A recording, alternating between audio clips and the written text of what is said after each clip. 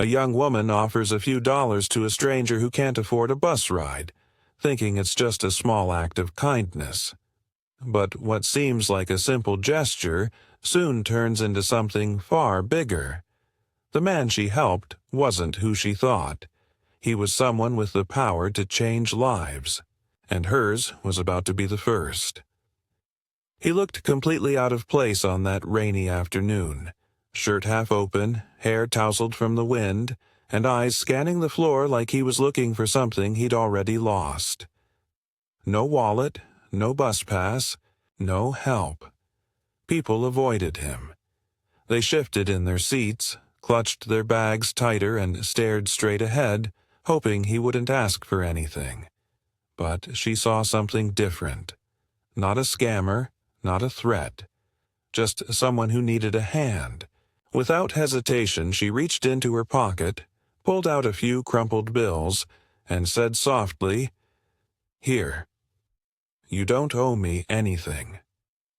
What she didn't know was that this simple gesture would soon go viral. Headlines would call her a hero. Strangers would ask for interviews, and her life would change in ways she never saw coming.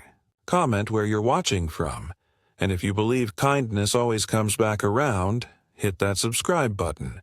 Because that guy she helped? He wasn't broke. He was a millionaire in disguise, testing the world one stranger at a time. It was a cold, rainy Tuesday in downtown Chicago, the kind of day where the wind cuts straight through your jacket and everything feels a little heavier. The sidewalk shimmered with puddles and passing headlights, while buses hissed to a stop, swallowing tired commuters wrapped in scarves and silence. Inside one nearly full bus, passengers stared out fogged windows or down at glowing phone screens, avoiding eye contact like it was currency. Near the back, in a cracked blue seat, sat Leo Carter, bare-chested beneath an open, wrinkled shirt, hair damp and tousled, looking like he hadn't slept or shaved in days. No wallet, no pass, no explanations. To most, he looked like a drifter, but he was far from it. Leo was the 23-year-old son of a hotel magnate, a millionaire in disguise. Disillusioned by people who only saw his last name or bank account, he'd started riding public buses dressed like a nobody, on purpose. No security, no handlers, just him, observing how people treated someone they believed had nothing. It was his own quiet experiment in human decency. And today, it brought him face to face with someone he didn't expect. Lily Hart, 21, stepped onto the same bus a few stops later, hoodie soaked at the shoulders and a beat-up leather bag slung over one arm. She worked nights at a corner cafe and squeezed in community college classes between shifts. Her shoes were worn thin, but her heart wasn't.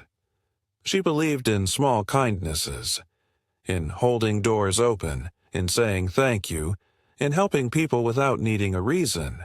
She didn't glance past Leo. She saw him, and as she moved down the aisle, the empty seat beside him remained untouched by every other rider, but not by her. Lily sat down quietly. She didn't ask questions. She didn't flinch. And when the driver made it clear that Leo couldn't board without fare, she didn't hesitate. She didn't offer the money with a dramatic flourish or a loud speech. She just handed it over like it was the most natural thing in the world. Because to her, it was. And for the first time in a long time, Leo wasn't watching the world. The world was watching her. The rain hadn't let up, and the line at the bus stop stretched longer than usual.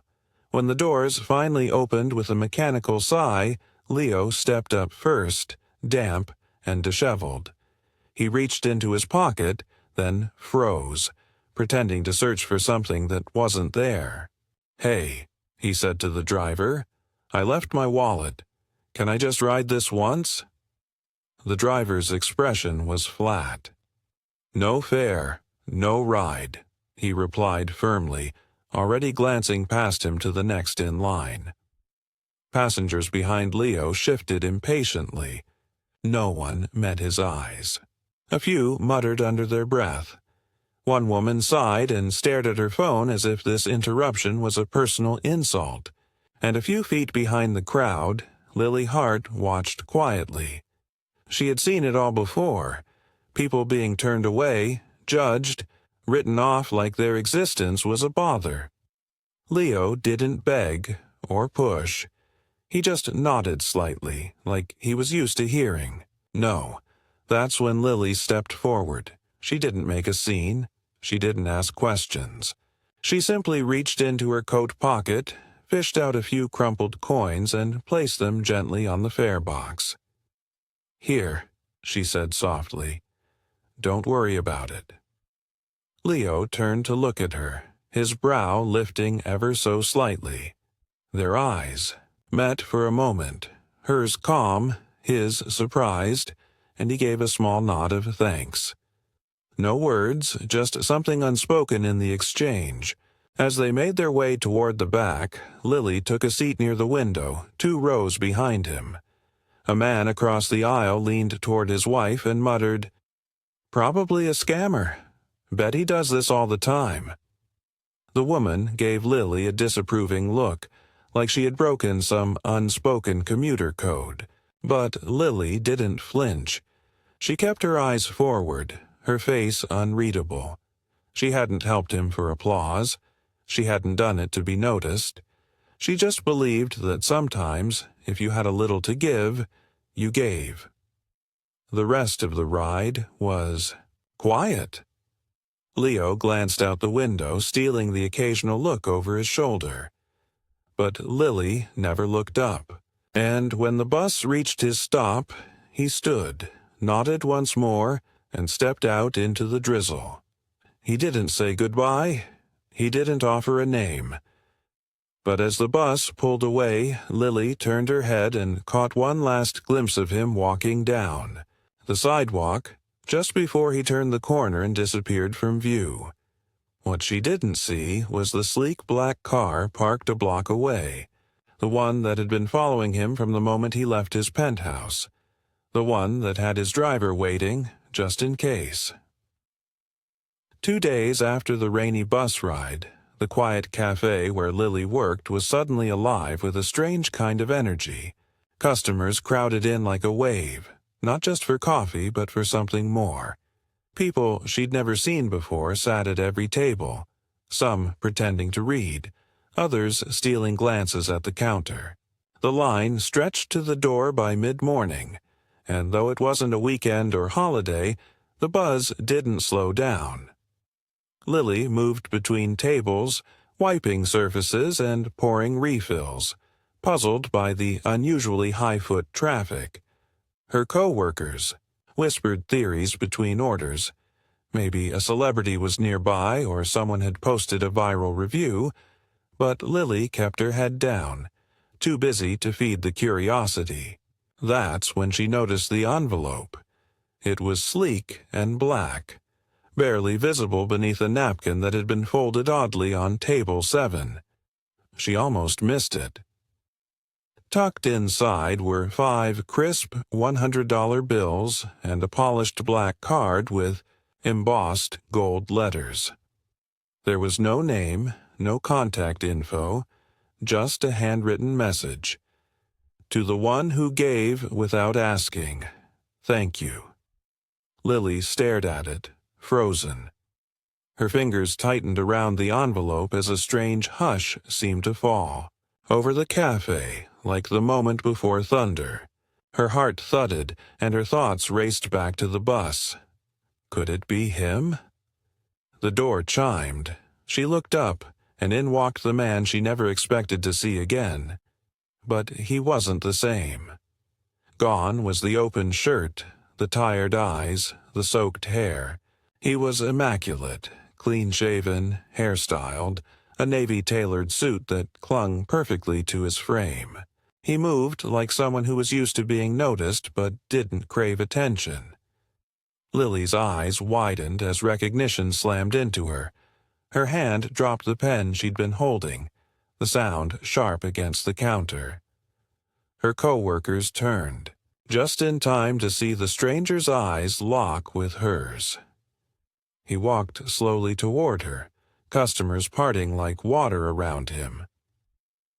"You didn't recognize me," he said, voice low but steady. "That's why I came back." He reached into his inner jacket pocket and produced a sleek card holder. With one smooth motion, he pulled out a black ID card and held it up. "Leo Carter," he said. "Carter International. My father runs the global hotel group. I'm next in line."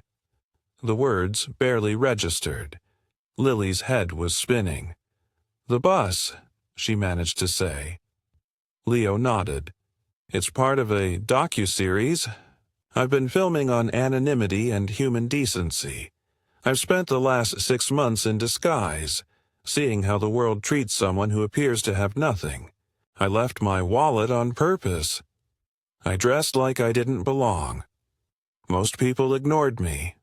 Some laughed, some said no. A few even made jokes at my expense. But you gave without even asking why."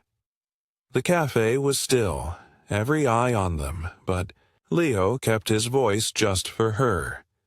"You didn't hesitate. You didn't need a reason or a reward.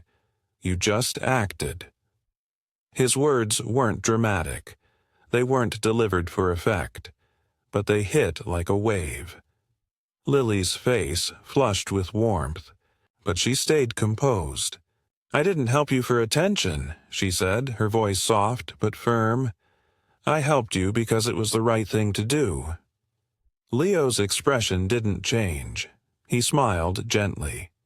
"Exactly," he said. "That's why you deserve it all." Her breath caught, not because of the money or the mystery or the reveal, but because in a world where everyone was always trying to get ahead, someone had finally seen her for who she was, a good person when no one was looking. The cafe felt different now.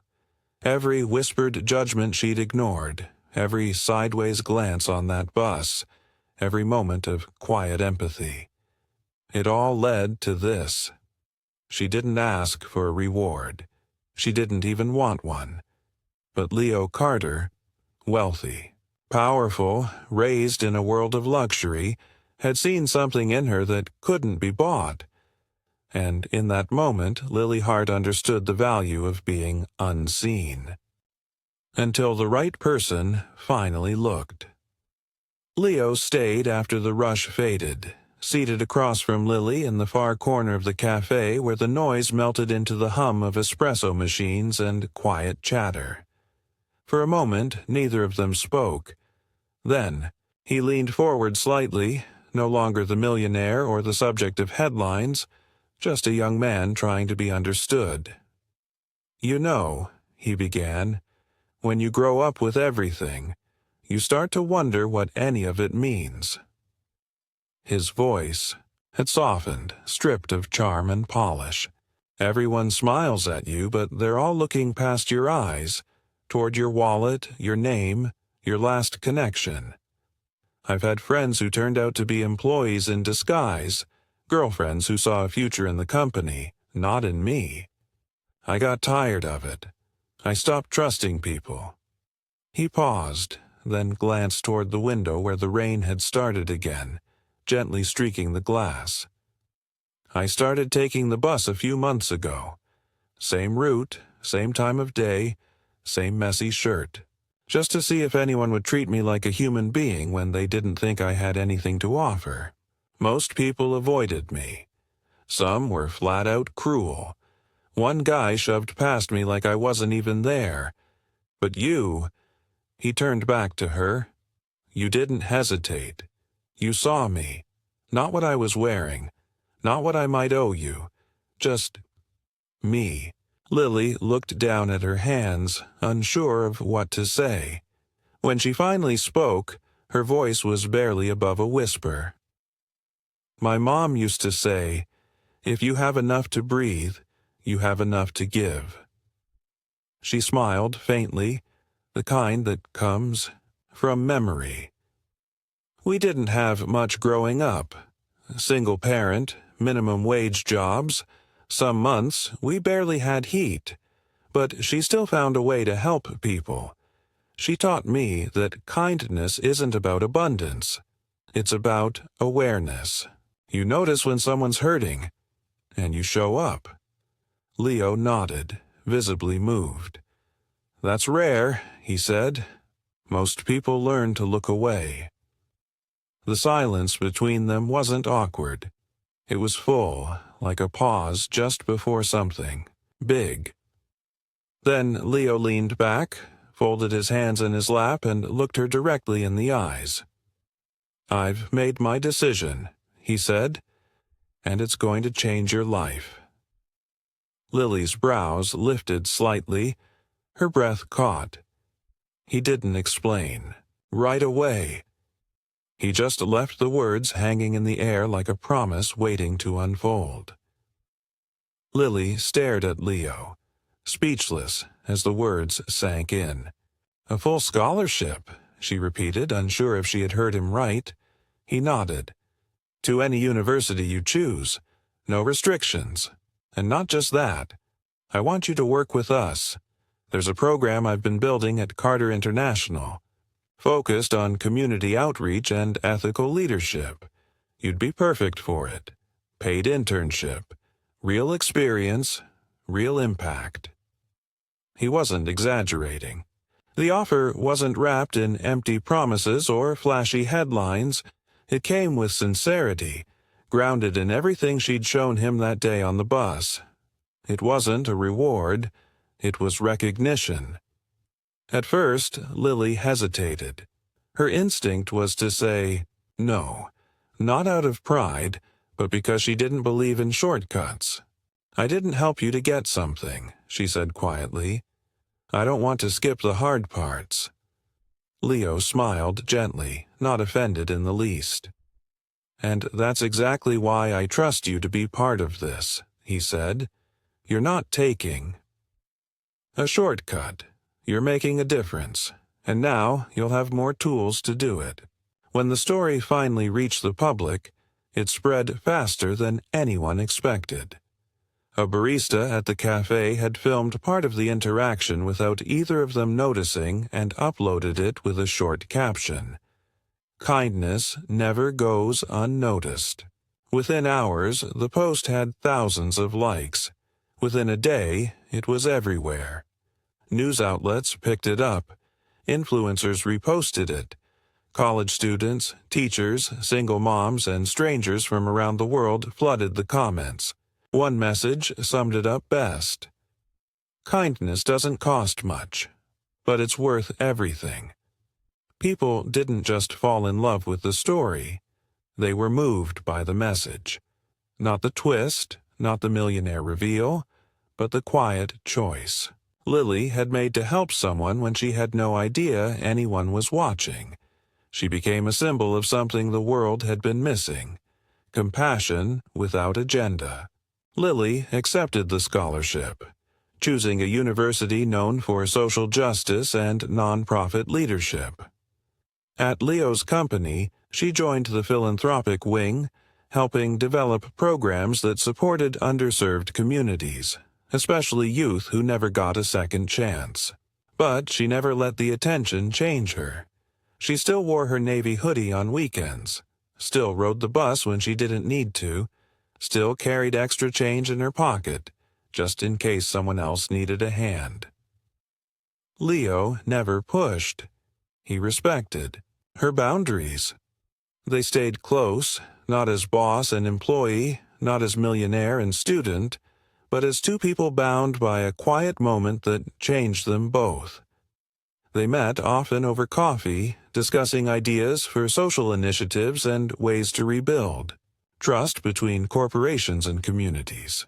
And every time, their conversation circled back to the same question: What does it really mean to help someone without expecting anything in return? One cool evening, as they walked down the street after a long planning session, Leo slowed near the familiar bus stop. Lily looked up at him and smiled.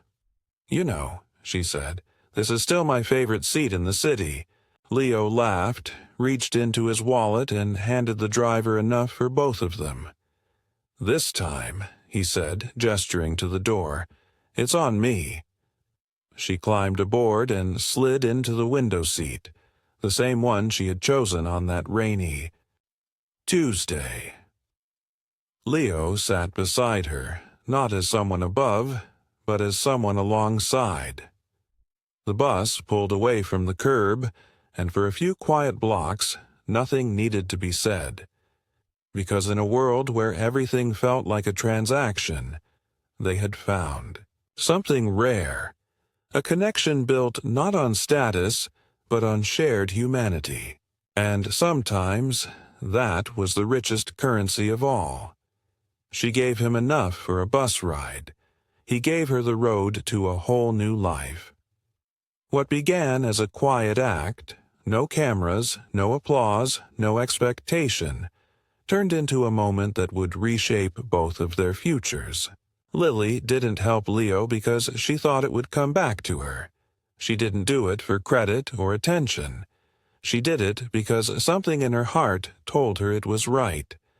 And that's the kind of kindness the world needs more of. Not the loud kind, not the public kind, but the quiet, everyday generosity that asks for nothing and gives everything. Have you ever helped someone without knowing the story behind their eyes? What would you do if your smallest act of kindness changed everything? For someone else, or even for you? If this story reminded you of what truly matters, of the power of empathy in a rushed and noisy world, then share it with someone who could use a little hope today. And don't forget to subscribe for more powerful moments that celebrate real people, real choices, and the unseen ways we change each other's lives.